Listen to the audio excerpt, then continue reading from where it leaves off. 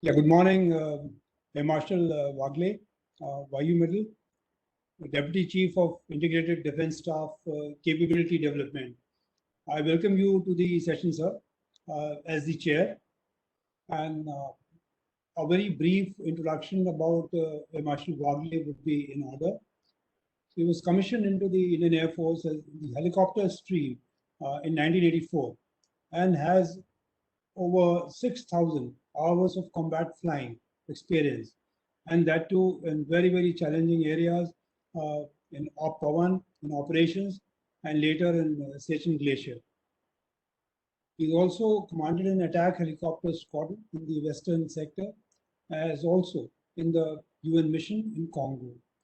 And he has had the unique distinction of commanding Air Force Station Leh, and some of his other very unique assignments were as Principal Director, Operations for Helicopters in the Air Force Headquarters, as also as the Inspector General, BSF, wherein he was in charge of the complete air wing of the MHA, both rotary and fixed wing. And thereafter, he also had a very challenging assignment at the Defence Intelligence Agency. So we are very thankful, sir, that you were able to find time to chair this session. So this session on aerospace materials is very close to your heart. We're also fortunate to be having very distinguished panelists from Dassault Systems, the ADA, GTRE, CRISIL, NAL, etc. So over to you, sir, as the chair. Thank you. Thank you, General Srivastava. Thank you, General Arora. I hope you can hear me. Yes, sir. Hear you well. And all my panelists are online? Sir. Yes, sir, we are online. Thank you. Ladies and gentlemen, very good morning to you. I am privileged to be chairing this session on aerospace materials. At the outset, let me welcome all viewers, participants, industry partners, and my co-panelists to this second session of this webinar on aerospace materials. I would like to thank General Srivastava and General Arora for inviting me to chair this session. When I was informed of this topic, I began pondering over the transformation of aerospace materials over the century plus years of its journey. In this era of hypersonic flights and space exploration, engineers have had to overcome extreme strength and thermal resistance challenges with the use of incredibly sophisticated materials. Today, we are developing advanced composites to build the aircraft and the spacecraft of the future. The phrase that the whole is greater than the sum of its parts is very much applicable to composite materials. It's a delightful fact that two materials, when used in combination, provide much more benefits than they do in isolation. Ladies and gentlemen, today when we travel seated comfortably in a modern commercial flight, it seems incredible that more than a century ago, the Wright brothers completed the first world's powered flight using only spruce and ash wood for the fuselage, roller skate wheels for pulleys, waxed wine to hold the frame together, and fabric to cover the wings. If I recollect correctly, metal began to be used in aircraft as engineers sought to overcome challenges in strength and wind resistance as aircraft speeds increased. The all-metal aircraft construction became increasingly popular, and by about, I think, 1934, the most common constructions were aluminum or aluminum alloys with fabric-covered surfaces. The strength and durability of materials eventually enabled manufacturers to develop aircraft that were easier to machine, assemble, and repair, and were even lighter than the previous generation of wooden structures. 40 years ago, aluminum dominated the aerospace industry, being lightweight and inexpensive, and as much as 70% of an aircraft was once made of aluminum. Other new materials such as composites and alloys like titanium, graphite, and fiberglass were also used in very small quantities, totaling 3 to 7% at best. Today, the times have changed. A typical jet built today is as little as 20% pure aluminum. Most of the non-critical structure material, such as paneling and aesthetic interiors, now consist of lightweight carbon fiber reinforced polymers, or CFRPs as we call them, and honeycomb materials. Meanwhile, for engine parts, the critical components, there is a simultaneous push for a lower weight and higher temperature resistance for better fuel efficiency, bringing new or previously impractical to machine metals into this aerospace materials mix. I think it was in the late 1940s that the British and the US research into the high-speed aviation produced the experimental aircraft Bell X-1, capable of supersonic flight. Extreme speed requires extreme strength and thermal resistance, which led to the development of aluminum alloys and the use of exotic materials that would mitigate the effects of aerodynamic heating. Manufacturers built planes with, I think, advanced carbon composites, silicon carbide material coatings, titanium aluminum alloys, and titanium alloys reinforced with ceramic fibers. Composite material aircraft have existed since the late 1930s, with most famous example being the Hughes flying boat made with birch ply laminated with phenolic resin. It was lightweight and 80% stronger than aluminum. Fiberglass was first used in aircraft in 1939, but was not used extensively until the 1960s. The modern Airbus A350 today is about 52% carbon reinforced polymer, or like I said, CFRP. To add further strength, a sandwich effect was created when designers used a core material between the layers of composite materials. Large benefits like low cost, lighter weight, higher strength, and most importantly, radar stealth quality was derived when cores made from plastic foams, wood, or multicellular honeycombs of fabric, paper, or plastic or metals were used. Today, composite materials represent a growing piece of the aerospace material pie. Once only considered for light structural pieces or cabin components, composite aerospace applications range now reaches into the true functional components like wings and fuselage skins, engines, and landing gears. Also importantly, composite components can be formed into complex shapes that, for metallic parts, would require machining and creating joints. Preformed composite components aren't just lightweight and strong, they reduce the number of heavy fasteners and joints, which are potential failure points. Today, CFRPs represent the lion's share of composite materials used in aerospace. Next generation materials include ceramics matrix composites, or CMCs, which offer low density, weight, high hardness, and most importantly, superior thermal and chemical resistance, making them ideal for internal aerospace engine components, exhaust systems, and other hot zone structures. As we can see, new material is happening exceptionally quickly in aerospace. One-piece designs are continuing to reduce the number of components in overall assemblies. The advent of one-piece design bodes well for composites in aerospace, which can be formed instead of being machined. A variation of this trend exists in metallic structures, as more components are conditioned in forgings to get near net shape, reducing the amount of machining. Designers, machinists, engineers, and cutting tool partners are now developing better heat-resistant superalloys for jet engines. These materials have increased high temperature resistance and corrosion resistance, resulting in higher thrust and lower fuel consumptions. If we recollect, both the shuttle disasters were caused by material failures. In the Challenger disaster, polymeric O-ring failed, and in the Columbia accident, it was due to damage from a piece of insulating foam which peeled off from the external tank during launch. Spacecraft, even more so than aircraft, rely heavily on materials with outstanding properties. They must survive the environment that combines ionizing radiation, extreme temperatures, and micrometeorites. Almost all of the research in this domain is focused on multifunctional materials, combining radiation shielding, structural capabilities, and electrical conductivity, such as polymer carbon nanotube composites. I think Dr. Reddy talked about some of these composites in his inaugural address. Therefore, I believe that there is an immense potential for the market players who could bring good composite technology capability in India and augment the overall composite capacities in the India's aerospace industry.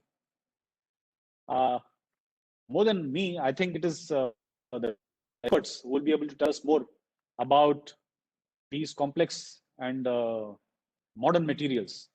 And it is indeed a privilege for me to chair a session with such eminent scientists and scholars. And I think it is now time to hear from them. Over to them.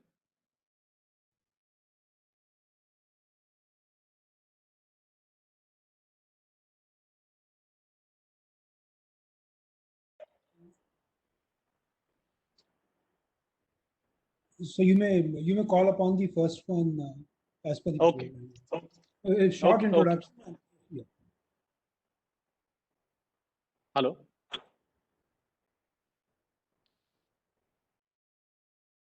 You want me to do the introduction of the panelists?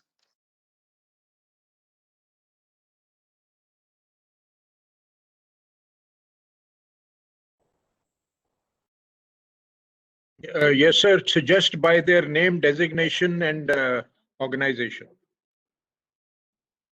Okay. Just give me a second here.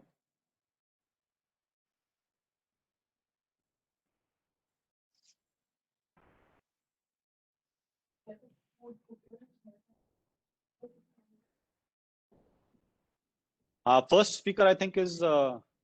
Umashankar from DRDO Systems. Is that right? That's right, sir. Good morning. Okay.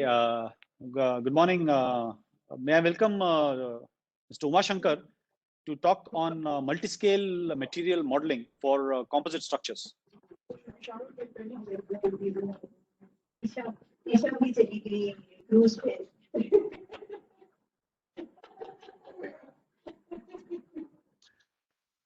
So thank you, Marshall.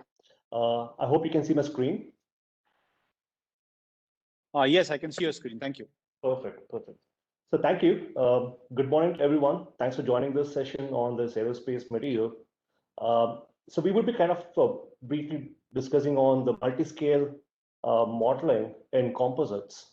We heard a lot of things about this new material which is kind of evolving, and especially the composite is something which is taking the forefront of lead in terms of technologies, in terms of the new methods which is coming up. So I would like to use this opportunity to talk about the role of multi-scale modeling that's kind of used extensively in composites. So myself, Umashankar, so I handle aerospace and defense, the technical activities at DRDO Systems India Private Limited. So DRDO Systems is a trade experience company, it's a scientific company. So we have been a forefront here in developing scientific technologies across various industry verticals. Okay, so we have different industry verticals with that we kind of address, and aerospace and defense is one of our core industry vertical. So in India, we have a very strong presence and footprint. We kind of work very closely as a technology partner across aerospace and defense in many of the defense PSUs, as well as the DRDO entities and many other entities within the defense segment. So let me just quickly highlight some of the various manufacturing processes that's kind of used in industry and how we have been kind of working with some of these entities in India. Now, if you kind of look at all the standard different manufacturing processes that's been widely used, I would say 50% of the manufacturing method is still predominantly a hand layup of fabrics that's typically used for the unidirectional and sometimes with the bidirectional fibers, okay, which is kind of very popular at this point of time. Now, we also see there's a lot of traction that's kind of happening in the industry, moving from the manual process into a semi-automated or completely automated manufacturing methods, which could be the RTM methods or the resin film infusion methods and so on and so forth. And as we have seen a lot of the matured manufacturing process coming up, there's a lot of things happening in automation, where we're talking about automatic lathe, tape laying methods or fiber placements and so on.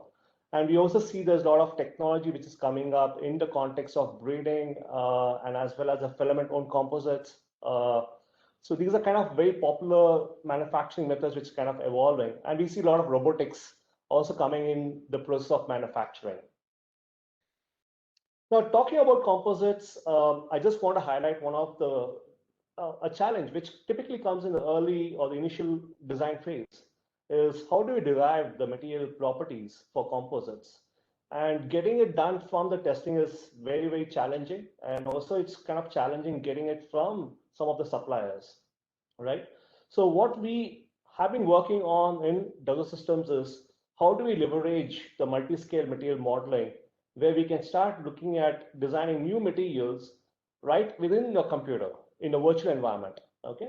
So where we can start designing various materials and start deriving the properties, look at more the adverse properties, its effects such as the voids, shrinkage, deformation behaviors early in the designs in the material characterization process.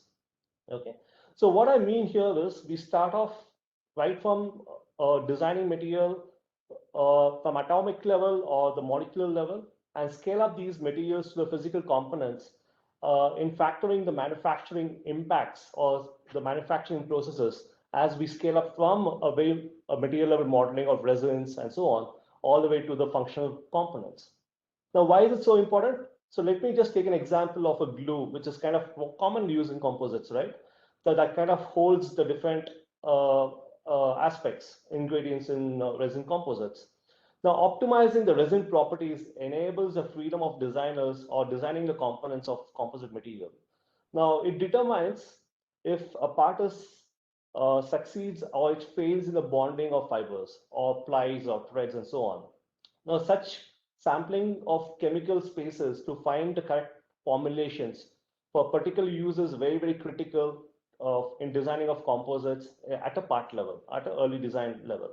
Now, this is what we really mean by a true multi-scale material modeling.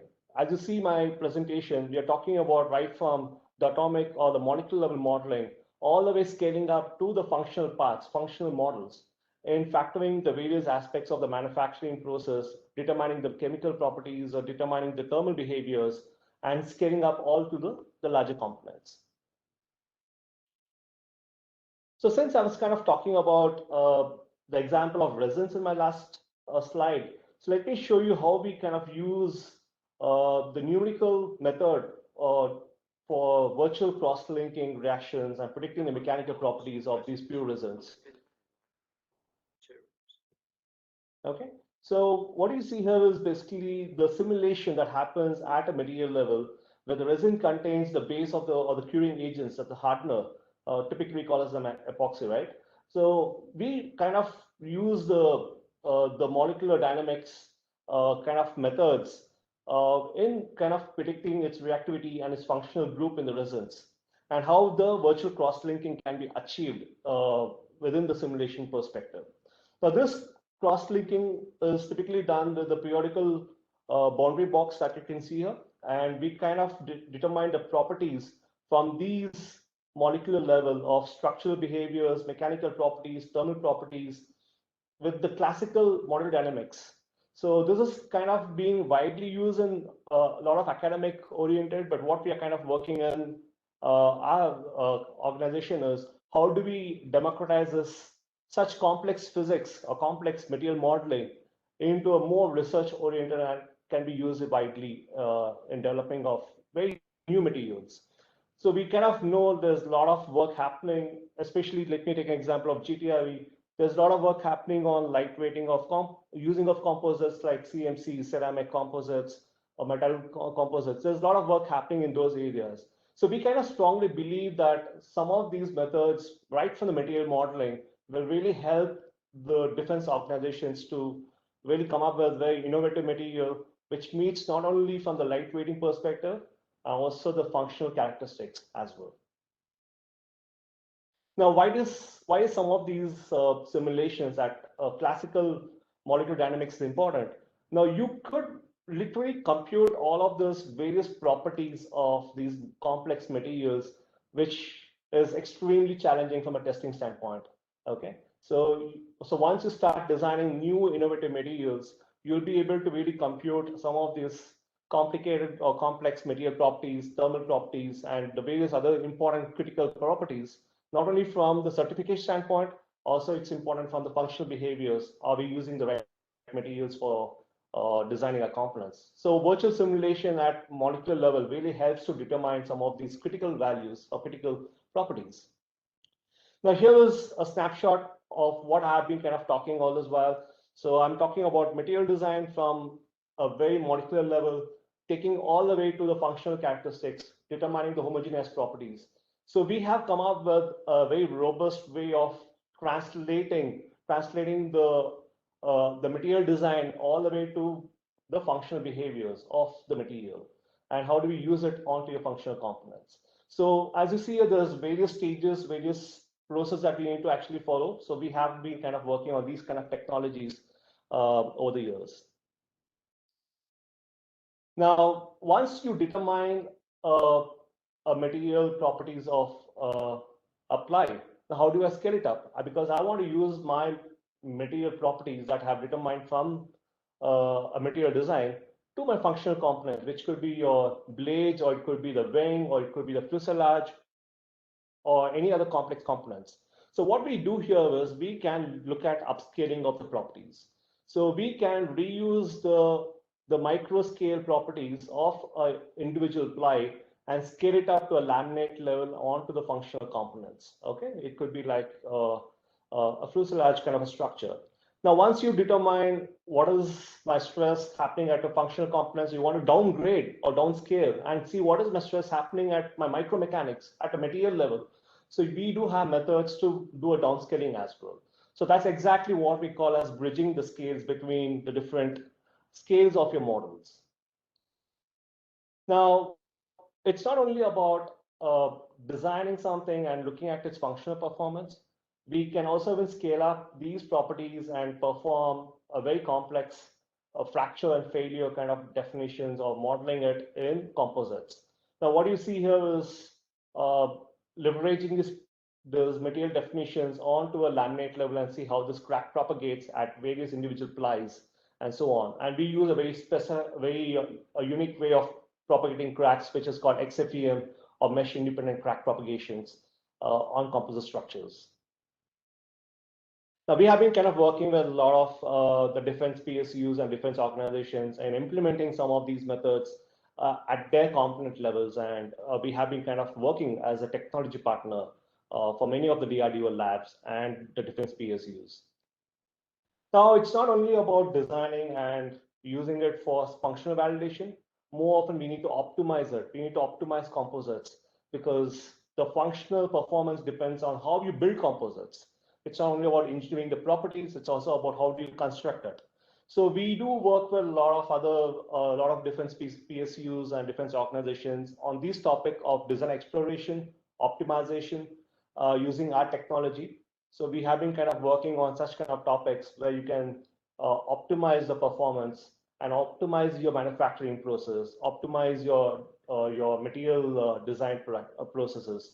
So using our methods and technologies. So we have been kind of very active, and it's been an opportunity to work with some of the prestigious defense entities in India.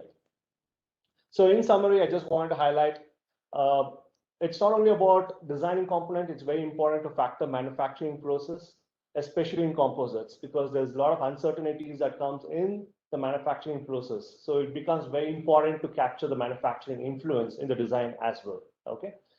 The other aspect is I was highlighting the challenges on how do we get the material properties. Often it's very challenging for experimentation, testing, and so on. So what we're looking at is doing a virtual simulation and translating atoms, molecules to the functional structures. So here we have an automated way of doing those translation of atoms to the functional properties, and so on. And last but not the least, it's very important to optimize and simulate your structure to ensure that functional performance is met in the right way. So this is what I wanted to highlight in my presentation. Over to you, sir. Thanks a lot. Thank you, Dr. Umashankar. I think Thank our may I now invite Dr. Subbareddy. He's Scientist G, a Group Director of Composites in the Aeronautical Development Establishment, Aeronautical Development Agency. Dr. Reddy specializes in design and development of composite structures. He has experience in design data generation for various aerospace components, material systems, development of advanced material manufacturing and assembly technologies and design, development and qualification of composite repairs for components of LCA. May I now invite Dr. Subbareddy to speak to us on challenges in designing the LCA for the Tejas. Good morning, sir. Thank you very much, sir, for inviting. May I audible, sir? Yes, we can yes, see you, you're we audible. can hear you. Yes, sir. Yes, sir. Thank you, sir. Sir, the next 10 minutes, I'm going to share my experience in challenges in the designing the LCA Tejas airframe. As you know, as you see this LCA having the almost 13.2 meters length and 8.2 meters span, is a supersonic in all altitudes. And at the same time, it has a G limits of +8 to -3.5 G, and it can carry external source of 3,500 kc. Having with these stringent requirements, the airframe should have the clear defined load path should be there, and it should be safe operating at extreme conditions and should have the minimum weight. To get these effects, we used extensively advanced composite materials, both for primary and secondary structures, and then high strength metallic materials. If you see this LCA, these are typical LCA parts, which we use more than 40% of the, more than 45% of the composites, means airframe is with composites. And then surface area wise, it is almost 90% surface area. And due to the composites, we reduce the part count drastically. And this is a figure shared by the Boeing, where LCA is somewhere here around 45%. Now we use the three types of composite structures. One is the monolithic structures, where we are putting the simply building the layers to get the desired thickness. Other is co-cued stiffened structures, where both stiffness and skin will be cued at one operation in one operation. Then we use the co-cued sandwich structures. In this, we use the CFC skins and with the Nomex Flex Core as the core materials. And then we considered some of the points of the composites while designing the structures, because previously our designers are used to design the metallic structures. In composites, what happens? They will degrade the properties during service. That means they are very sensitive to environment. Because they are sensitive to environment, we have to carry out all the testing. We have to duplicate it both at room temperature and hot wet aging temperature. Then they are a laminated construction. Laminated construction, they are good in the in-plane loads, but not good in out-of-plane loads. So in the design, we are taking care of no out-of-plane load should come or should be minimized. But they are very good to the fatigue, better than the aluminum and steel. So they are very low sensitive to the fatigue. And material does not exist before the part is made. That means all the properties of the composites are built during the manufacturing process. That means this process is very sensitive, process sensitive. And it is it's one more thing, it's a non-conductor. So because of this, we have to provide additional lightning protection to the composites as compared to the materials. Having observed this behavior of these composites, we did extensive study of basic mechanical properties like a tension, compression, shear in all 0 degrees, 90 degree and a quasi-isotropic manner, both at room temperature and hot wet age condition. In hot wet age condition, we will do almost 5 to 6 months in the steam chamber and test at 100 degrees centigrade with 100 means 90% RH. After doing extensive study, then we do the what is effects of impacts and then other tool drops that affect. Then we will study the what is the fire and thermal behavior. It should meet the minimum requirements of the fire and thermal behavior. With this data, we derive the design allowables and we design the various structural features. Structural features example, suppose if you take the bulkhead, generally bulkheads are made with the aluminum. Now we in LCA we design with composites. So these features we have to do analyze, but at the same time we have to validate by testing. Similarly, various cutouts and cutouts also compared to the metals, the stress concentration differs based on the layup sequences. So that also we do the testing. Similarly, we use the composites fuel tanks. In the fuel tanks, we use the various structural features like this kind of behavior, and this is also validated. So after doing all the validation and testing, then we design the actual aircraft components. So at the same time, since there is means lightning protection is required, entire aircraft is divided into various zones where the lightning hits, lightning conducts, lightning discharges. Based on each category, we design the lightning protection schemes, and all the schemes were tested at the lightning test facility CAPS DRDO, and then validated, and then only we implemented on the aircraft. Similarly, our fuel tanks, lightning should not sneak into the fuel tank zones. To break the lightning path, what we are doing is aluminum pipes, which is the fuel pipes, are joined in between with the peak insulator tubes. And this peak to aluminum is joined by the SMA rings. So this is a fastener-less joint. In SMA, at low temperature, it will become soft, and we can insert it. At room temperature to come, it will shrink and it will hold this one. So this joint is becoming, if there are no fasteners, that means there are no fuel leaks, and this is one of the features which is used in that. At the same time, the leading edges and then the windshields has to meet the extreme conditions of the bird impact requirements, 4-point bird at 850 kilometers. These were designed and tested at the GTRE, where this is a typical windshield, which is 28 mm thick structured acrylic. Is impacted at the GTRE, the 4-point bird, and successfully tested. Same time, when it is, since it is the first time we are using extensively these composites, so we need to develop our own structural repair schemes. So we designed the structural and cosmetic repairs, and we tested almost 700 specimens with the different configurations, and then panels, both static and fitting. This is a typical repair scheme, which is put it on the stiffened structure. After the repair, it will be do the ultrasonic inspection. Then it will be tested both tension, compression, and flexion test, and then static and fitting. After deriving all this data, then it is incorporated into the structural repair manual of NCA. Then we implemented the all DFMA, design for manufacturing assembly concepts, during the design phase of NCA. So initially, when we done these fairings, which is coming below the wing of the aircraft, it is consists of almost more than 12 to 13 parts and 200 fasteners to build this. So entire things made a single component without any fasteners.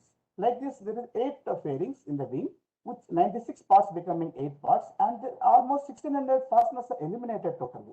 So like that, similarly, we use the entire NCA fuel tank is made with a composite, carbon composites, and this is a stiffened, stiffened both longitudinally and transverse.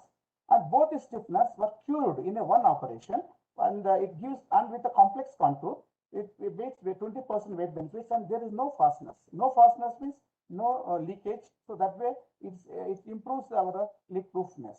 Similarly, if you take the wing, entire wing, it is a double skin construction with the stiffener, and both top skin, bottom skin, and stiffeners will be cured in one operation. The entire box, top box, is a fastener-less. So you don't see any fasteners in this zone in the wing, which is unique in the almost in the entire aircraft industry. Unique in the end. So like this, we did the various operations. At the same time, if you take the rear fuselage, which is very near to the engine, is having the higher temperature, which is beyond 130. Generally, whatever we are using, carbon epoxy composites can be used up to 130. So that is the reason there is less number of composite parts in the rear fuselage zone.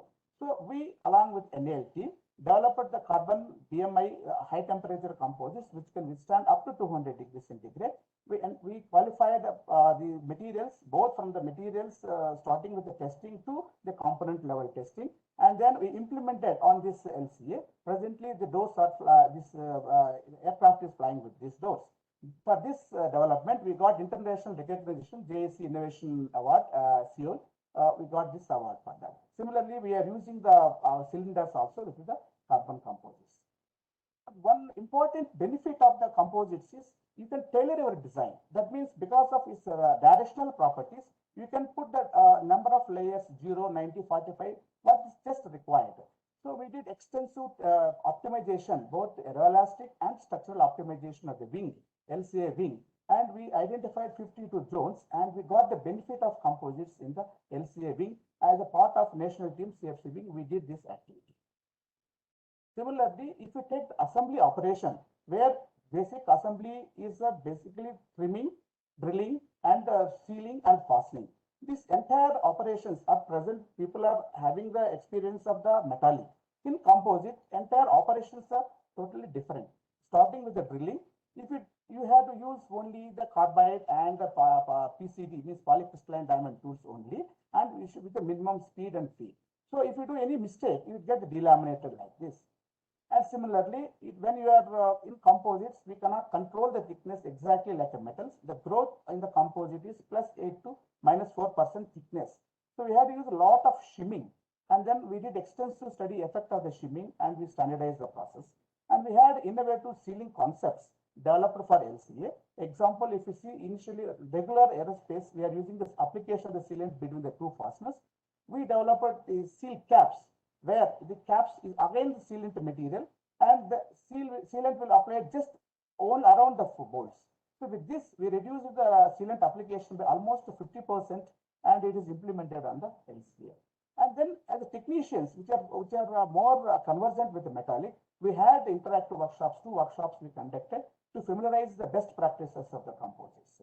Similar, one more, this one, torquing. When we are applying a torquing, you have to apply very defined torquing. If you do excessive torquing, composites will delaminate. So this also we may sensitize all the technicians. Then we done various titanium bolts. See, presently, previously we used to use the wing to the fuselage joints, mostly by the steel bolts, which is very high, very heavy. So that we converted into the titanium and qualified, and presently we are using the titanium fittings. And then we did most of the integrated metal fittings by forgings, and then integrated fittings used in the fuel tank zones to reduce the assembly time. And this, some of the times we are designing with special materials, which is reduce the radar cross sections. Is done by this ASL Hyderabad DRDO lab. And in this case, we are putting the RAS materials to reduce the radar cross sections, and it is tested and implemented. Then we are now trying to put the ITO coated to reduce the radar cross sections. Then we use the sandwich RAS structures for the fairings, again to reduce the radar cross section. These are special materials, few places we are using in the LCA. With this, my conclusion is we not only just use the advanced composites, we use the innovative structural design concepts and features in LCA airframe to get the maximum airworthy. My acknowledgements to my LCA team. This ends my presentation.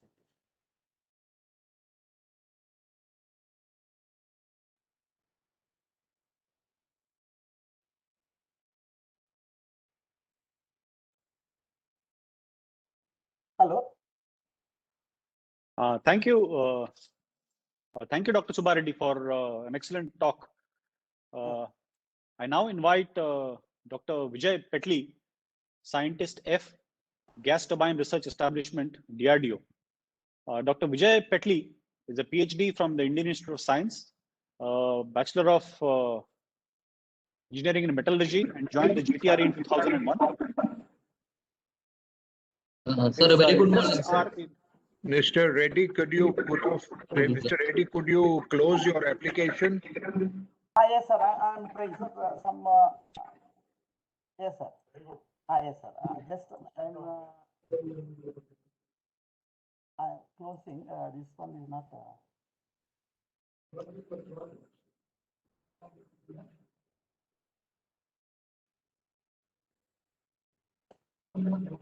Stop sharing. Yes, sir.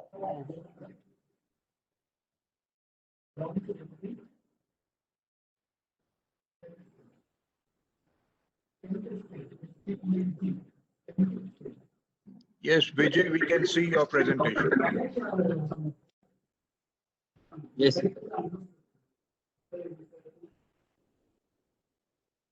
Sir, are you able to see our presentation, sir? Yes, we can hear you. We can see it. Okay, sir. Yes, a very good morning to all of you, sir. I will take 10 minutes to cover my presentation. That is on special materials for aero engines.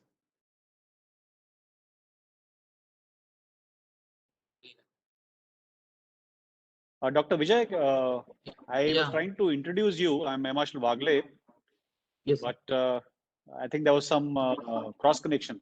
May I request you to introduce yourself for the benefit of your viewers? Yes, I'm Dr. Vijay Petle. I work in GTRE Bangalore. I joined GTRE in 2001. I'm a metallurgist from VNIT Nagpur from the batch of 2001. Subsequently, after joining, I completed my PhD from ISC Bangalore in 2018. And I work towards metal joining, composites, and thin film sensor related application for aero engines. And yeah, with that, I will start with my presentation.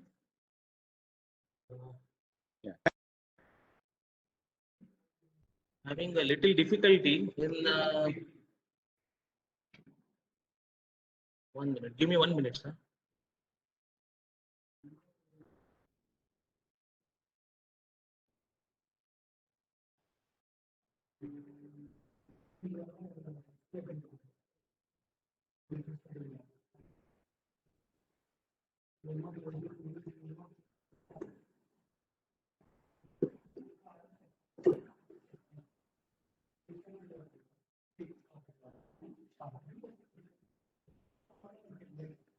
We can see it, Vijay. You can make it full screen.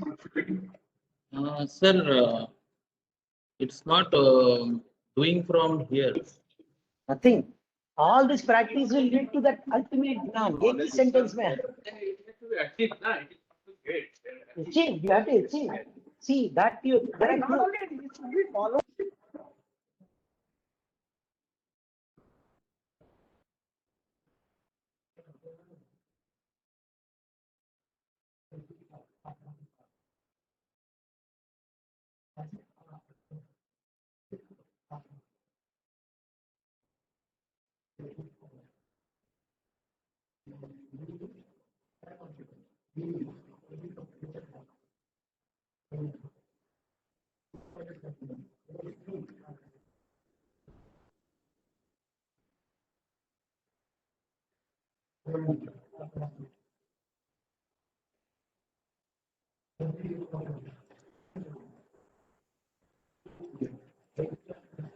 Sir, I'm having difficulty. I'm not able to move between my slides, sir.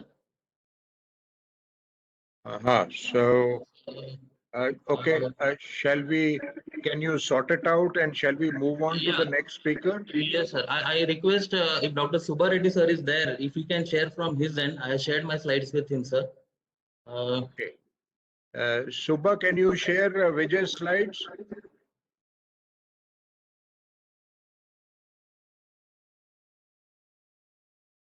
Subba, are you there? Yes, sir. Yes, sir. I can share. I'll make you presenter. I'll make you presenter. Okay.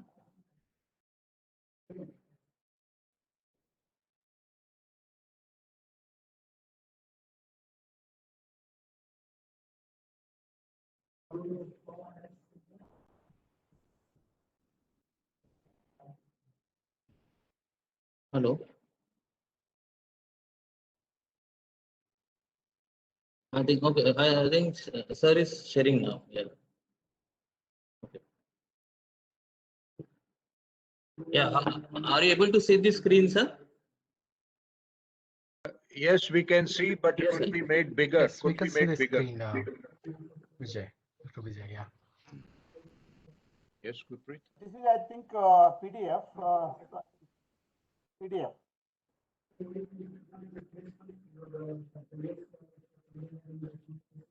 Yeah. Dr. Subba Reddy, sir, if you can make it a bit bigger, that's what the request, sir. Okay. Yeah. Okay. That's fine, sir. This is fine. Yeah. Thank you, sir. Sorry for the delay and in having the last minute this difficulty. I will request Dr. Subbareddy sir to quickly move on the science slides when I speak, because I will not take more than 10 minutes from now on. Coming to the next slide, sir, GTRE is one of the organization establishments of DRDO for design and development of gas turbine engine. Coming to the facility wise, we are having a couple of dedicated facilities towards simulation as well as testing of engines in within the GTRE campus. Please go on further slides, sir. Wherein dedicated facilities for shaft footing testing, torsion testing, metallic burner rig, as well as a host of digital acquisition systems.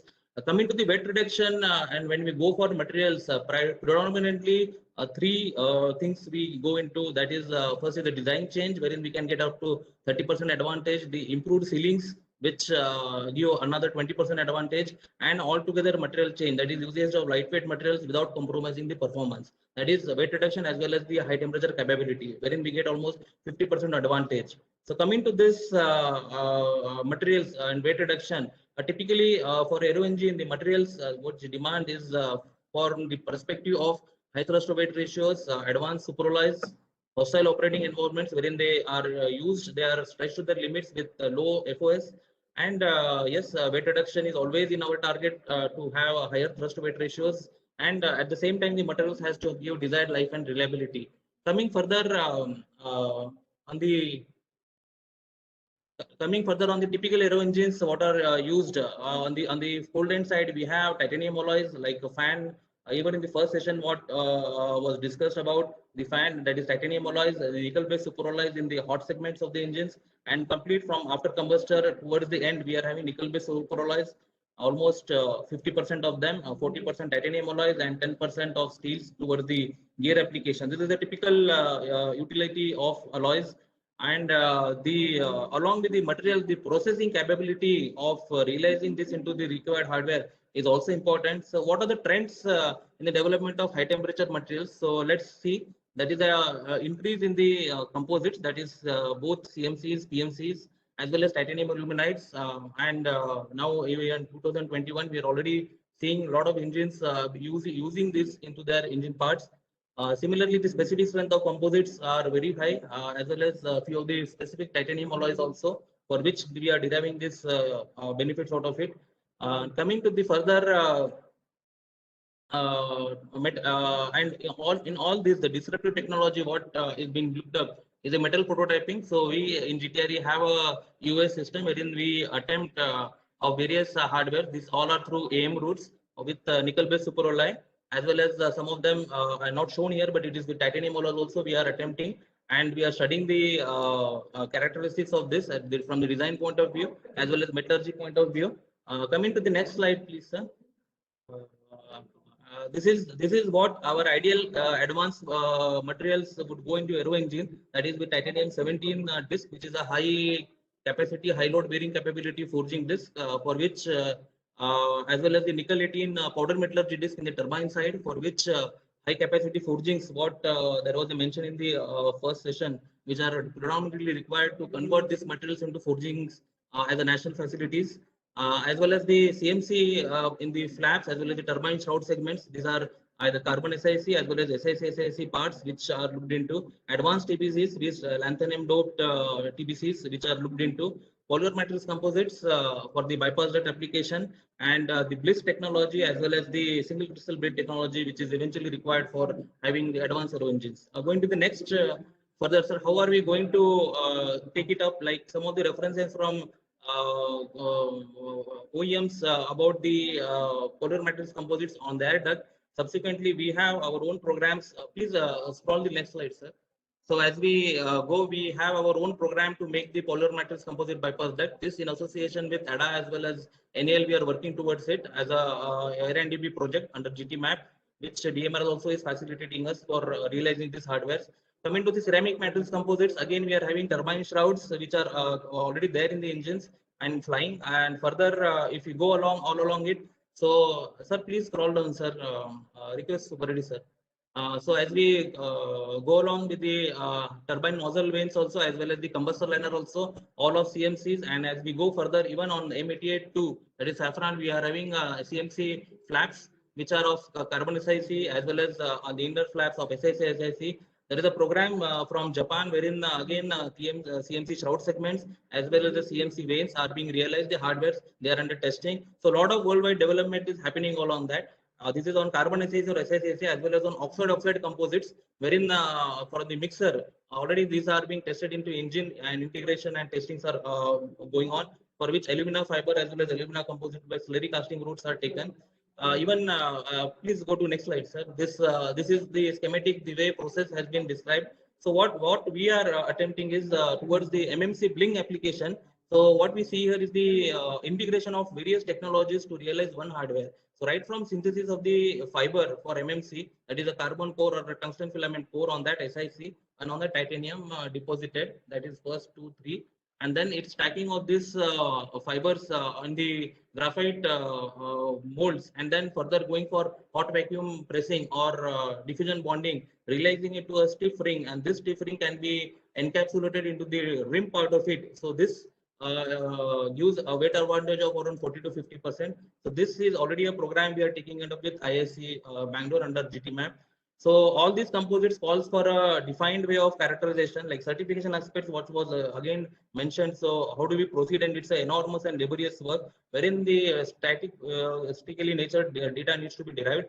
And these challenges are for us in our countries right from the raw materials, that is the SiC fiber or the rare earth materials availability, deriving the raw materials to a inward size or a formable size of that, like fiber matrix developments, then the design aspects of it, since these are all very limited and specific applications, the design capability to handle such things both on mechanical as well as thermal. Then the process development, we are limited infrastructure, hardly few CBI reactors in country, as well as a combination when we go CBI, LSA and PIP, we have very few of them, and we have to bear the pros and cons with respect to process, the characterization, take it to certification with high temperature characterization, and so it's a huge efforts, and with this only we will be able to. So at GTRE we have started with a roadmap for development of these parts, wherein we are leveraging the expertise available with various academia, with the industry interface wherever possible in country, to see that how these parts can be realized with step approach, like the technology gets augmented at various levels concurrently, and finally we merge them together to see that the parts are getting realized to bridge the gap as well as the timelines reduction. So an ideal in the aero engines, we will like to see the metallic parts which are there, either they are augmented with the high availability materials like N18 powder metallurgy disc or Ti-17 bliss, as well as replacement of those with composites, that is both on all front, that is PMC, CMCs and metal matrix composites. So a lot of efforts and work are going on, for which the methodology what we are adopting is to have a synergistic efforts from various national institutes and research bodies, including the academia and well as the industries, wherein the infrastructure needs to be set up as well as the funding needs to come from the national bodies, like the organizations, wherein again the students, which are our major what we say, we can depend on a lot of projects which goes into the institutes, can be focused towards these national projects. This is what we are proposing. At the same time, the user lab takes in confidence the certification agencies to see that this whole program gets coordinated and we see certified parts coming out. So, but difficulties, yes, we have lack of data, lack of systems, synergistic approach is required. The cost for this are immensely high. The time required are high. The parts are very critical. So we cannot miss any aspects for which we need extensive characterization. But these bodies, unless we come together and have so a lot of programs recently been launched under COPT or earlier from ARNDB and GTMAP. So we are taking advantage or taking on board of those programs and trying to realize this technologies. So yes, quick on the way ahead, that is we are partnering with industries for immediate solutions. So because industries will always look for immediate benefits if they are venturing our business portfolio, as well as the critical parts, we have limited know-how. So we need to have a concurrent recourse technologies, new product, as well as generate the know-how with the long-term goals on specific time demanding and infrastructure related, wherein academia and industry has to come together with user laboratories, wherein the legacy data can be generated with user. So with this, I sum up my presentation, sir, and I acknowledge there is a huge team from GTRE, as well as I thank my colleagues, seniors in GTRE, teams from CSRNL, DMRL, ASL, DMSRD, Kanpur, and CENJOWS to giving me the opportunity for presenting my talk in this. Thank you, sir. Thank you, sir. Yeah. Thank you, Dr. Vijay Petle, for an excellent talk on special materials for aero engines. I now request Mr. Lalan Singh. He's the Regional Technical Manager at ANSYS.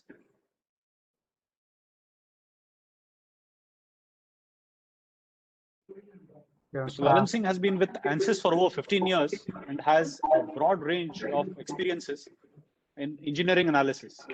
He leads a team of experts supporting simulation activities for various aerospace systems. He has obtained his master's degree from IIT Kharagpur.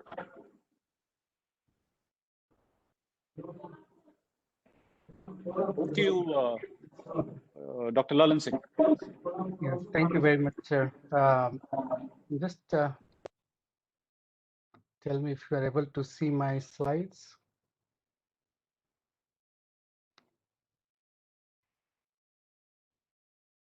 Am I audible clearly?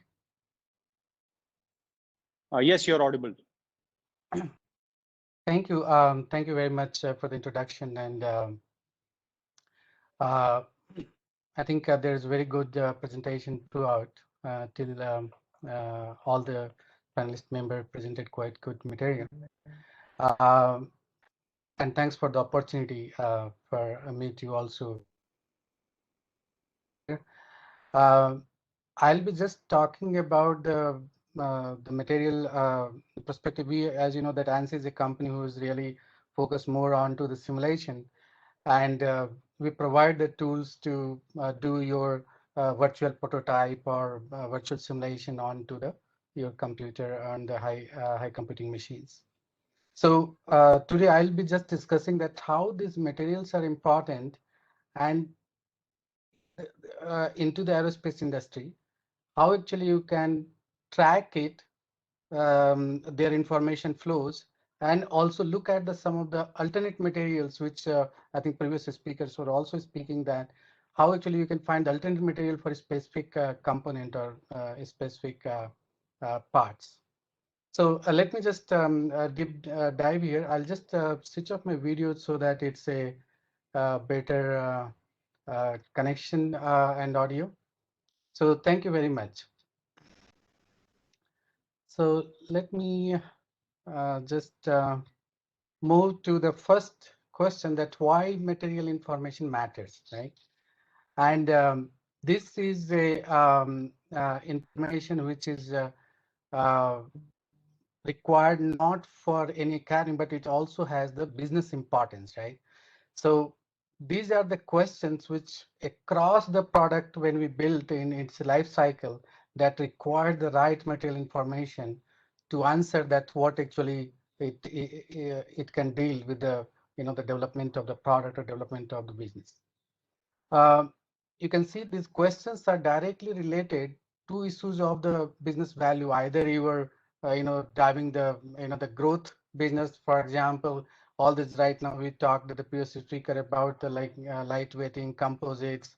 We didn't hear much, but there is additive manufacturing which is really coming into the picture, or the more toward the sustainability, especially with respect to the environment.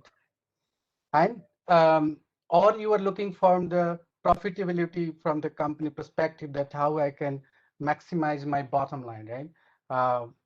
Or maybe at the end you are dealing with the risk mitigation which you want to solve, especially with the compliance or restricted substance material which you want to use it for the different geography and different programs.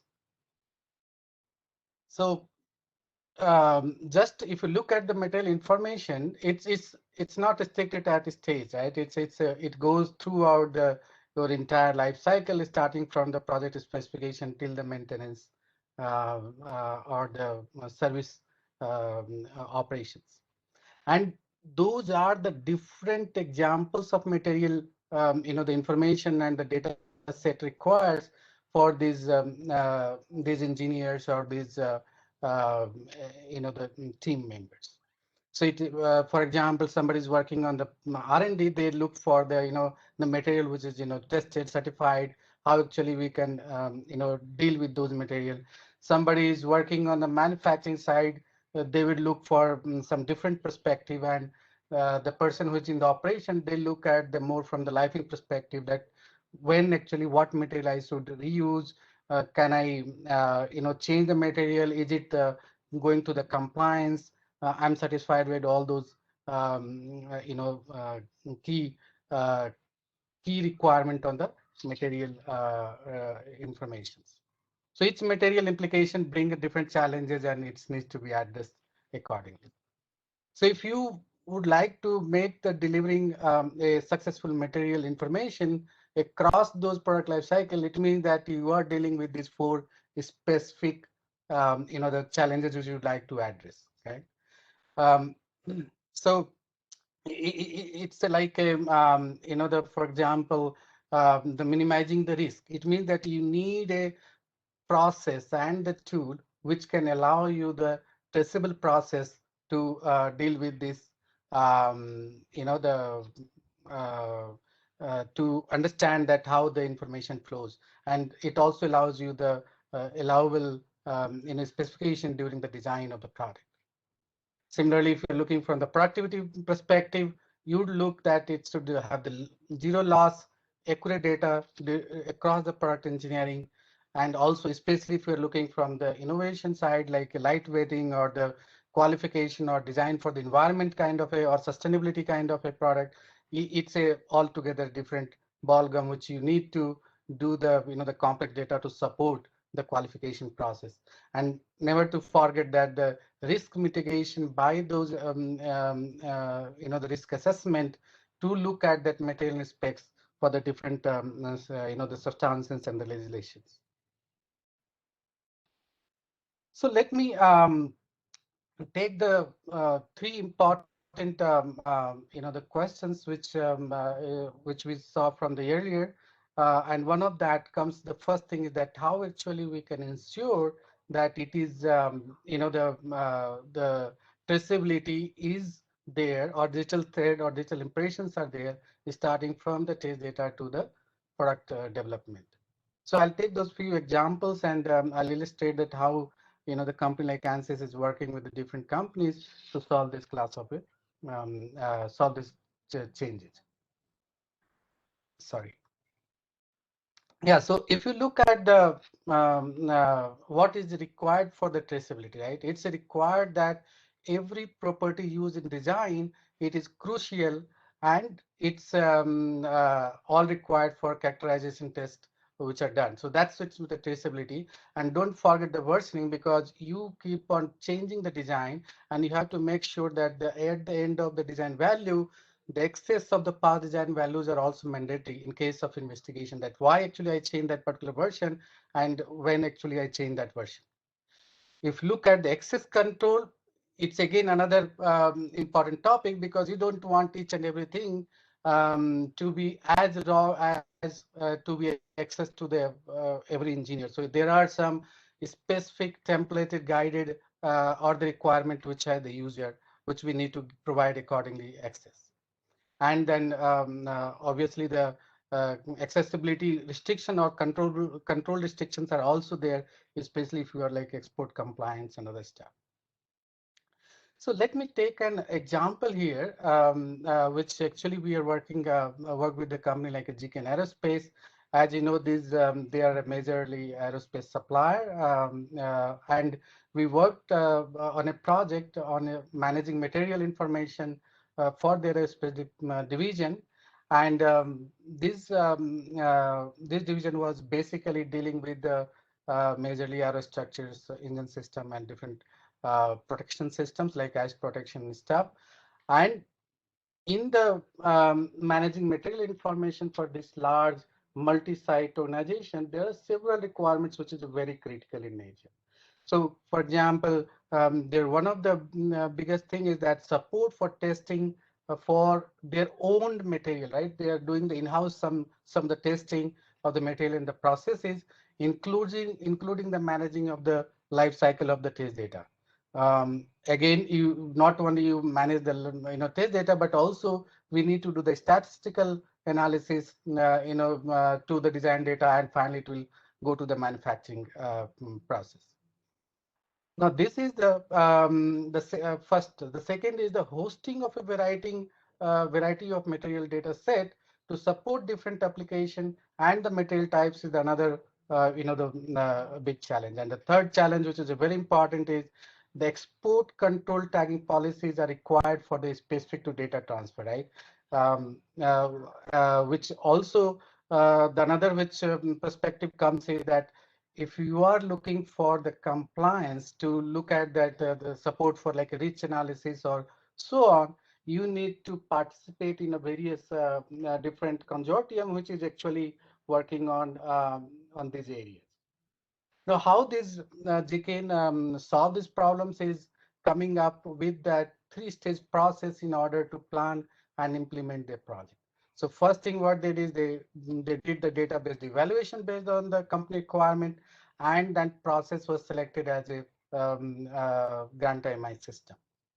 Then they looked at the implementation of the team and planned to involve multiple departments of the GKN, and including the grant experts, means the ANSYS team experts, to look at the by the survey whatever they could understand from the data and the requirement for their material.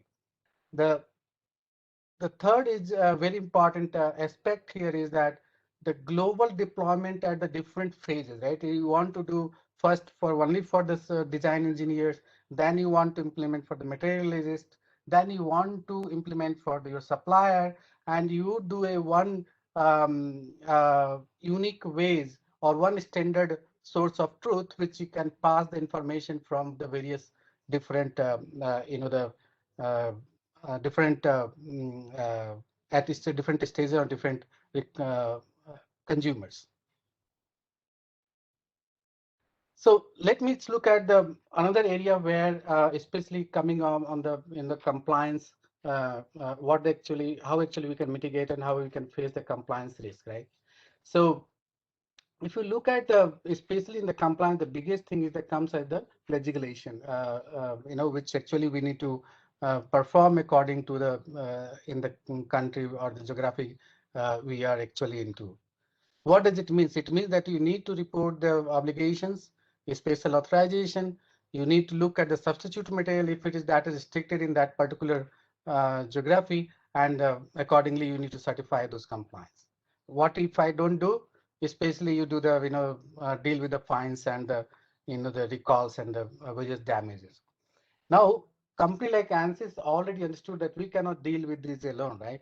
And that's where we work with the the consortium like EMAT, that how actually we can embed this compliance with regulations into everyday engineering workflow. As I said, that we are the basically a company who create the process, we create the workflows for the engineers and create the database, and that's where actually we are trying to embed this information so that the companies are able to benefit with this.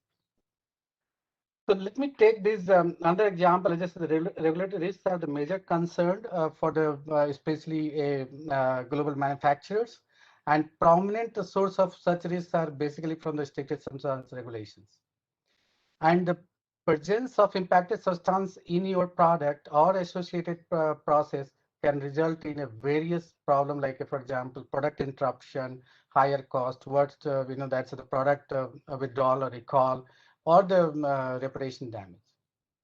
Forward-looking organizations like the Boeing in this case look for a way to connect and analyze its data on material specification, regulations, and parts, which is actually like the Boeing team says that it's a laborious and costly process which you need to consider when especially you have a mountain of data, right? It's tons of data which is available, and you need to connect, analyze, and go through the specification and regulations for specific parts. In this example, where if you can look at this, the Boeing team for one of the project, they did one of the exercise where the earlier process by those manual, which was kept into a different places. So for the first time link when they did, at the linkage of all at the one place, he says the stories that the analysis undertaken prior to these ANSYS tools and processes was repeated using the new system. And in this system, it was realized that when actually 11 people was on the task, they took the 14 hours to find especially only 2 impacted specks on their restricted substance.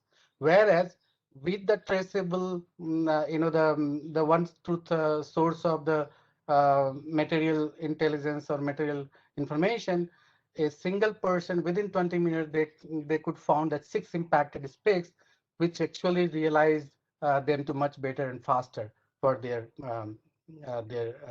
cases. So let me, for the third one. Mr. Lalan, can I request you to please expedite your presentation and maybe wind up in a minute or so? Thank you. Yeah, that's true. Yeah. So this is the last challenge which I wanted to just add this, especially if you're working with the additive manufacturing. So if you look at that, there are various different processes required for standard the AM production process, right? You are dealing with a powder. There are specification. There's a process specification. There's a build machine specification. There's a heat treatment inspection, as well as the material testing, and all these need to be stored at the one common place to give you the the manage all those scenarios. So let me take this the final exercise where how actually we do deal with this is that we provide a company server to secure a web platform that will become a single source of information, because all data are captured seamlessly, and platform allows appropriate visualization and dissemination strategy to all the users. Very templated based data for testability and capture. You can analyze using the Python or some data analytics or machine learning, and you can provide the digital thread by implementing along with all the partners like all the PLM and the CAD systems. So with this, I'll just summarize this aim. We have split it into the 3, how actually you collect from the data till you get to the the decision making, from the capturing to the synthesizing along with the decision making on a single workflow. So I'll skip this. I just wanted to say that the company like EWI is using the ANSYS tools to completely manage the entire AM data and the process for their support and growth of the company. So let me just summarize my talk with that. We can use, we can digitize the entire material information, starting from the collecting till the end of its service through various different challenges which comes under the preview of this solution. So that's my end of the presentation, and thank you very much for attention. I'm open for any questions if you have. Thank you, Mr. Lalan Singh, for your talk. Our final panelist today is Dr. N. Iswara Prasad. He's an Scientist H and Director of the Defence Materials and Stores Research and Development Establishment. Dr. N. Iswara Prasad has made significant and outstanding contributions to the design and development and airworthiness certified production of several aerospace and other advanced materials, especially for the LCA, LCH, and the Indian Space Program. Even for missile programs, modular composites, LCH, radar observation. May I now request Dr. Iswara Prasad to talk on advanced materials, products, and systems. Dr. Prasad.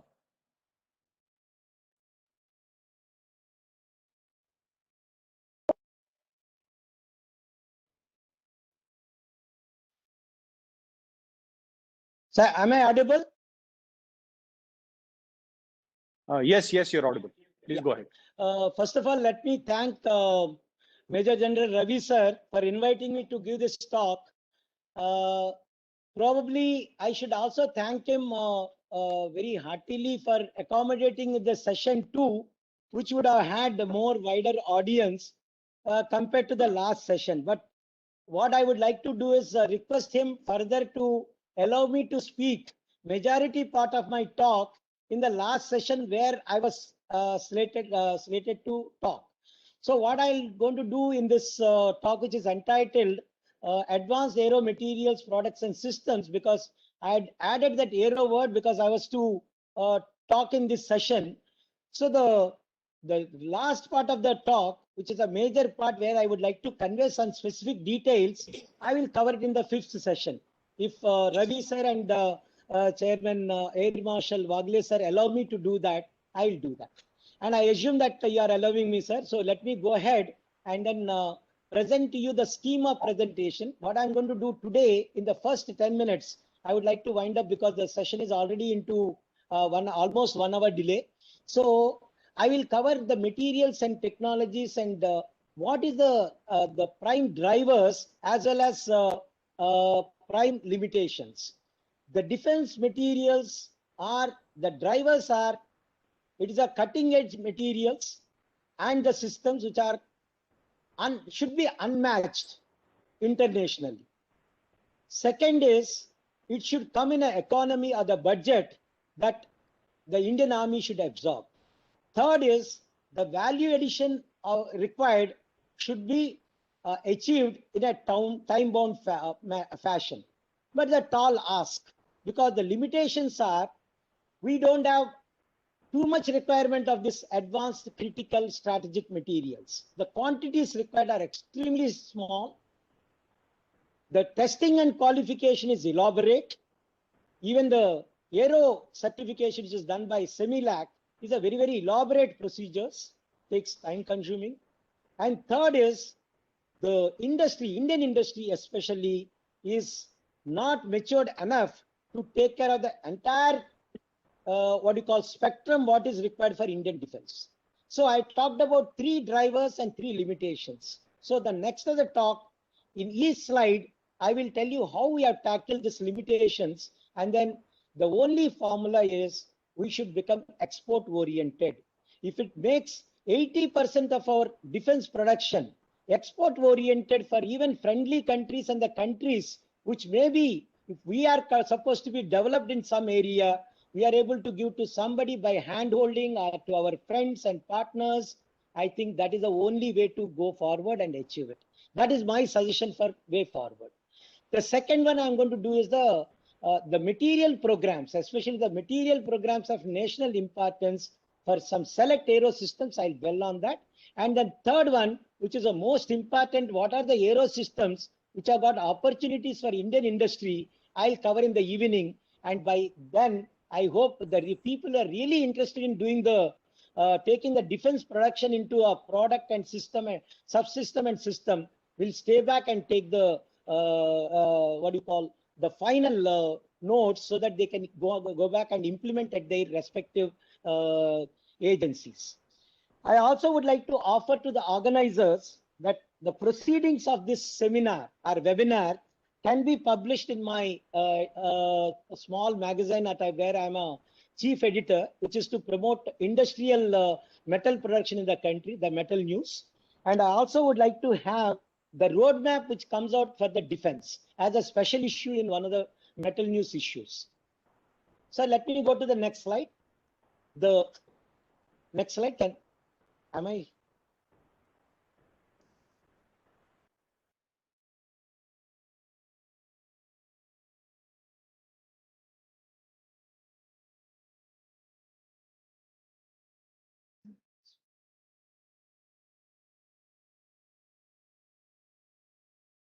Okay. Yeah. So if you see the Indian aero systems, we have right from light aircraft, which has come right from 1961, the first matured aircraft, which is actually come from Kanpur, where I'm so blessed to stay here for 5 years is come from the Major Vice Air Marshal Harjinder Singh, and to me he is a role model. And what he has done is unbelievable. He made a system of his own. He made an aircraft of his own, and then nobody was willing to do even the certification. So he drove himself and he flew himself to Bangalore and then proven the system and then bought it into. But it has got several, as people have said, the materials have changed, the systems have changed, the electronics have changed over that 100 years, and we have now totally Tejas. It's good that people have skipped the slides in between, and then we are now into Tejas. The Mark 1 is into production. Mark 1A is deliberated to get into production. Mark 2 will come in very quickly. The Navy versions is to happen. There's several material and material technologies right in front, right in terms of advanced aeroframe materials. Now we talk about advanced aluminum alloys. Aluminum lithium is far off, but we have the composites, which are coming in a big way. Then we have coatings, and we have stealth paints coming onto the LCA itself. Then we have engine, which is imported today. There is a need, dire need. If Tejas have to become an exportable Indian system, then we need an engine of our own. And then all that is to be done, required to be done, should be done now to get an Indian engine. Whether it is a SNECMA or Dassault offset or whatever the Indian is funding, we should immediately develop the Indian engine. And then we have the basic understanding, but the engineering wherewithal has to be created. Then we have the landing gear migrating from Maraging stool, beta titanium alloys is already done. You have all manufacturing technologies proven at the small component level, isothermal forging, near net shaping, then directional solidification, friction stir welding. The directional solidification has to become single crystal casting technology, because that's where the latest engine capabilities. And maybe if Dr. Suresh is here sitting, he is working on the silicon carbide fiber. The next generation aero engines of the world will see a ceramic engine, all part ceramic engine. Then we have advanced qualification, which is done only at this stage. LCA is qualified on high cycle fatigue, and we have to migrate it to transitional fatigue region. Then we'll have to go to fracture based region. Ultimately, we have to go to damage tolerant based design, at least for the Mark II of LCA. Next one. So we have already export orders for LCA and ALH and LCH. It has to be up armored if you have to go for the Indian systems, and the DMSRD has developed the armor. But somebody has to take it to the qualification, more trials, and this I will come back to this when I talk about the solutions, where to go to the business model in the later part of the talk in the evening, how actually the LCH can become an international marketable or exportable system with several advanced versions. Next one. Then there's a fantastic airborne early warning system where India can have all the primaries, objectives which are required for Indian Air Force. But look at the multi-lab effort which is done to realize this system. And it's an aircraft brought out, and then we have a LRD giving the primary radar. All of them are DRDO laboratories. DEAL giving the communication system. They're giving the. So this a kind of effort is required, and the CAPS is the one which is the next integrator, a designer and integrator, and it is done in the aerospace National Aerospace Laboratories, and the system is now exportable. So all this thing, why am I taken examples? Because this is the canvas, little canvas of the large Indian Air Force perspective, where we can deliver immediately. Next one. So if you look at the materials and technologies, there are several ones. I can give a lecture on each of them, and then how actually Indian effort is made. I've listed around 20 different materials, 15 different technologies, and almost 15-20 aeronautical products is only as an examples. Then I talked about several prototypes and systems, and all of them can be elaborated and then discussed. But I want to only give the canvas that where I personally am involved. So you can see that the Indian aeronautics or Indian aeronautical research and development, and even system engineering and deployment is a huge exercise, and every one of us can contribute in this what you call mighty exercise, and then we can do it. Next one. So if you see the certification, there is a said saying, every Indian aeronautical system, first it has to be deliberated, debated at the way it should be qualified, the way it should be designed, and then taken it to the final system.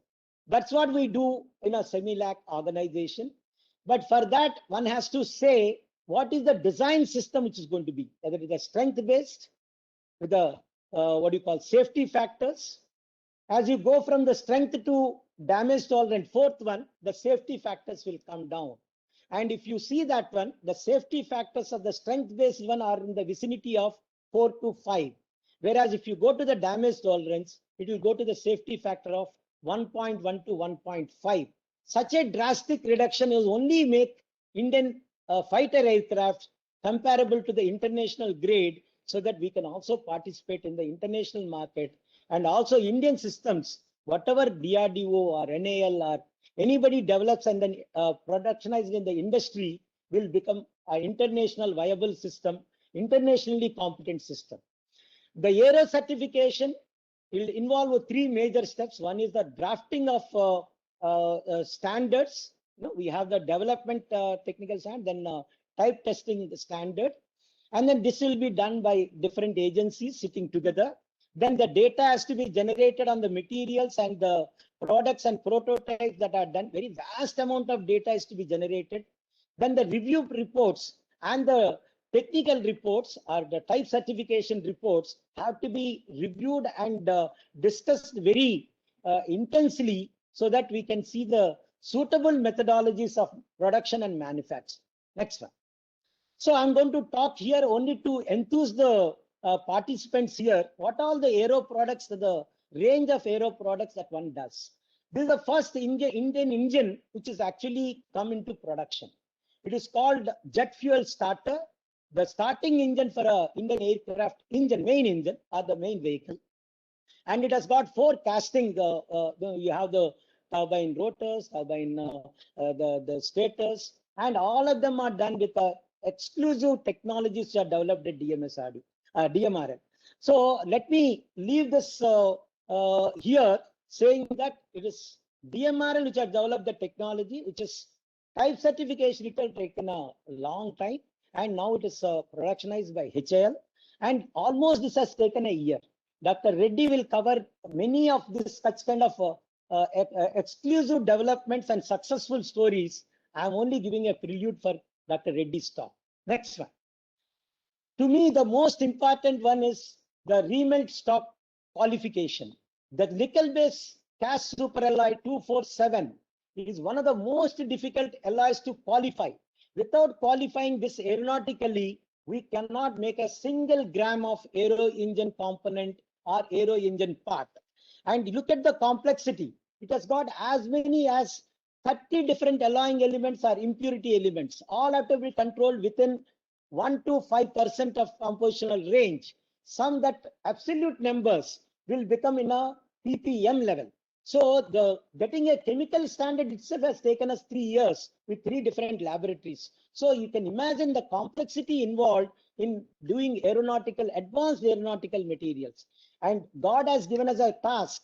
After making human being as the most complex system, aero engine is the very next engineering system that anybody should able to or should try to create. So if I talk about the technology on the right hand side, maybe it will take 5 minutes, but I will not talk about it, but I'll say only this thing that's all qualified now. Next one. So we have another important one. When we did the APL casting, the yield by air melting, which has realized the APL castings for the radars, MMR radars of LCA, the yield was 0. Then we had changed the standard from A standard to standard B. Then the yield started from 20% because A standard itself was not required. So in the discussion, in the beginning discussion, when we say that the aeronautical standard of A is to be followed, the air melting castings were unrealizable. When we made it to B standard, it has become 20%, which world does. Then when we improved that investment casting technology at a Bhavnagar company, then we could go up to 65% yield, which is a international record for the air melted castings of aeronautical grade. I will not go into the details. I only want to tell you what are the achievements we did in this. And this has taken almost 20 years. So one has to realize LCA doesn't come just like that. It's a decades long toil. And then we are realizing fruits of it, only few fruits. If the whole tree is fruits are realized, I think we'll have LCA, whatever the money spent will be realized in thousands. Next one. Then we have titanium half-alloy tubes, which are developed for the entire LCA, what do you call the propulsion, the propulsion and air transfer systems, and it has got very stringent qualification marks.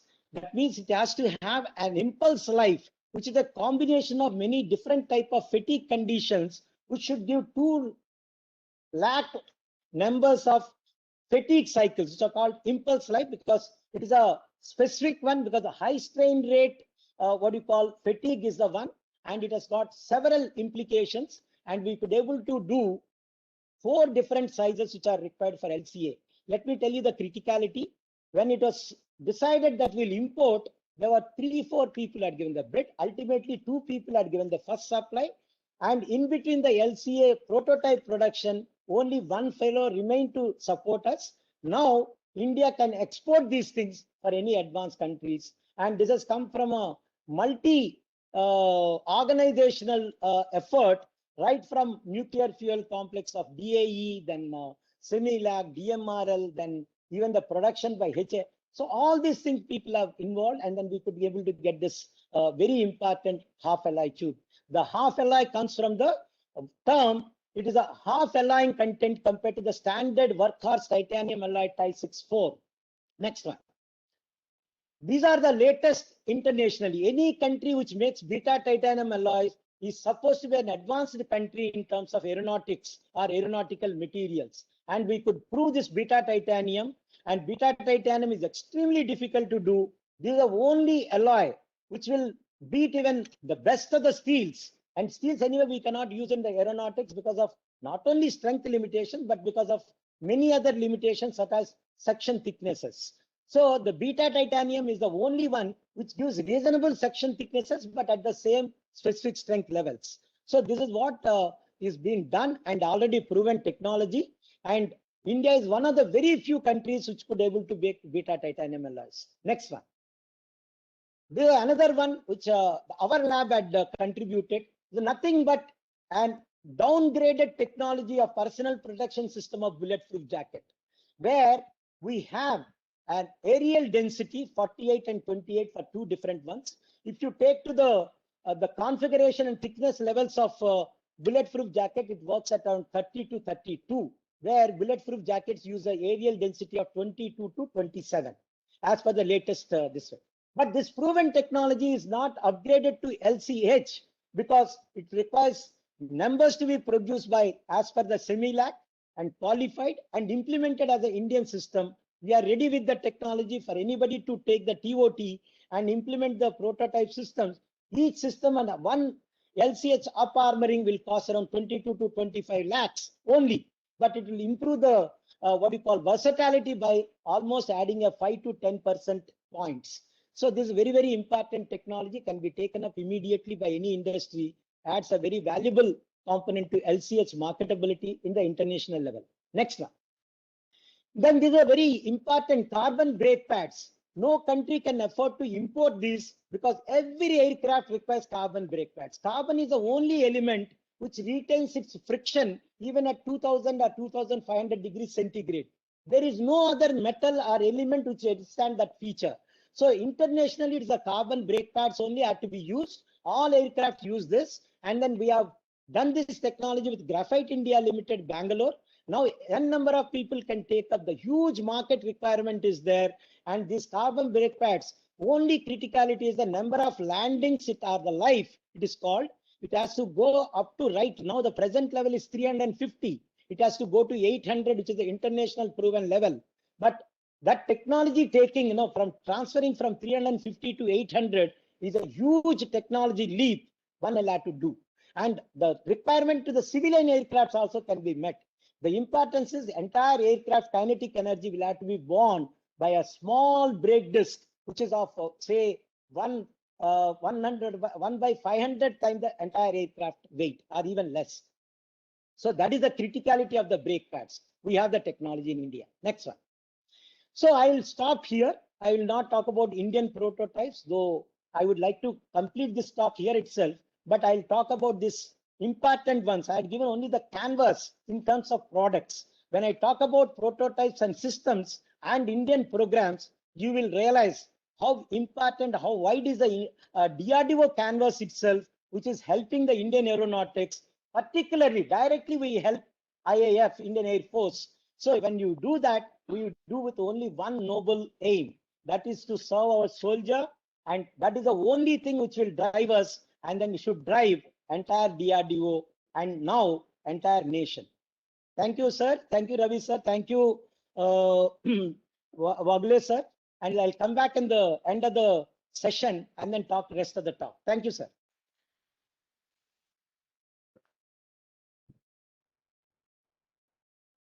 Thank you, Dr. Prasad, for an excellent talk. We are running, I think, considerably behind schedule, almost 50 minutes, if I'm not mistaken. So we may not be able to have an extended question answer session. However, maybe we're in a position to take one question. General Srivastav? Yeah, please go ahead. Please go ahead. So, Ravi sir, do we have any question on the panel? Yes, sir. There are a few questions, but some of them are directly one to ANSYS, one to GTRE. I think the speakers can see them and answer those directly. And there's one question is which tests are performed in simulations and on prototypes to test the reliability of composites used in Tejas? This is from Professor Mohit Anand. Ravi sir, can I answer that question with Dr. Subba Reddy in the end of the talk? Because I'll cover ANCA also in the last part of my talk, and that will tell what all the tests we are doing for ANCA qualification. That will be the latest position, Indian position with respect to test and simulation. Okay, sir? Thank you. You can do that. That's it, sir. And others are direct questions which can be answered by speakers. They also have seen those questions. And then there are other general comments. So I think, Marshal, Wagler, we can, with your concluding remarks, we can wind up the session. Certainly, General Srivastav. I think it was an excellent session. The kind of eminence of the speakers was evident. The quality of their content was also evident. And I'm sure the 10 minutes which we gave each of them, though there was a bit of spillover, was not enough to really do justice to the scope and in the expanse of the fields in which they were talking. And me, not really being of scientific bent of mind, I really cannot add to the expertise of these eminent speakers. But I must thank General Srivastav and General Arora for this excellent, thought-provoking session which you all have created and curated. And I think all the viewers will. There is one thing, where there are some viewers who want to know how to get in touch with these speakers directly. I may suggest to CENJOWS that you can send out some kind of information for them. Maybe they'll use, so you can forward them, get them in touch with the speakers further on. Thank you very much. Thank you to all my co-panelists. And it was a So they can anybody who wants to address a question, they can address the questions at the email CENJOWS@CENJOWS.in. Your questions will be answered either by the panelists themselves or by IMR as a collaborative effort. So we can be reached at that email address. And General Arora, if you want to add any other address. Yeah.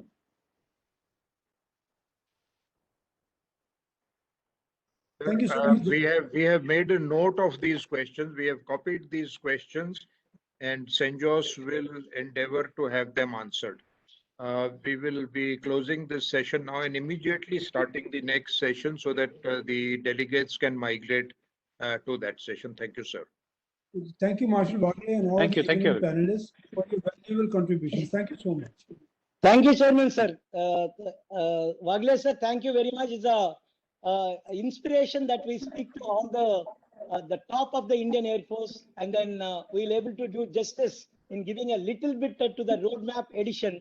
We'll be very happy to do that. Thank you, sir. Thank you, sir. Thank you. Goodbye. Thank you.